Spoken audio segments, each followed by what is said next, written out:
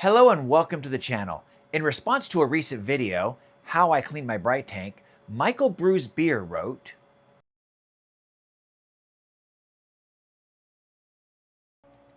"Thanks for the question, Michael.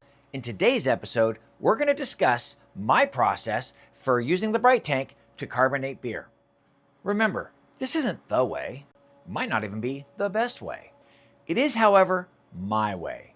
It's what works for me in my space with my equipment. My Brite Tank came equipped with a valve that hooks to a barb. So to easily connect that to my CO2 line, I made this simple jumper using a carb cap and a couple lengths of hose.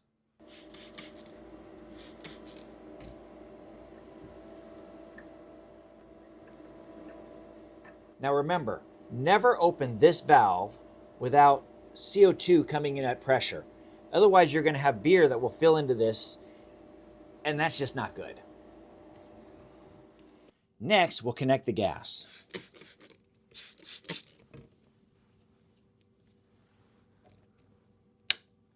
I cannot stress this enough. Always make sure you have more pressure in the line than in the tank. Otherwise, when we open the valve, the beer is going to flow into the line. Remember, we want to carbonate at serving temperature.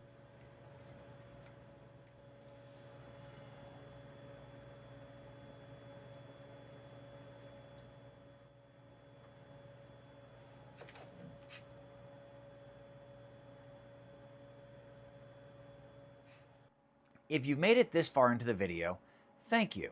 If it brought you some value, please like and subscribe. And if you have any questions you'd like me to answer, feel free to post them in the comments and I'll get to them as soon as I can. I should note that the carb stone really restricts the flow of the beer. So you're not going to see the pressure coming from your tank immediately here, and that's by intent. So you always want to put the pressure a little higher on the tank so it can push through the carb stone. So Michael, there you have it. My process for carbonating in a Brite tank. It's simple, it's fast, and it'll be ready in a few days.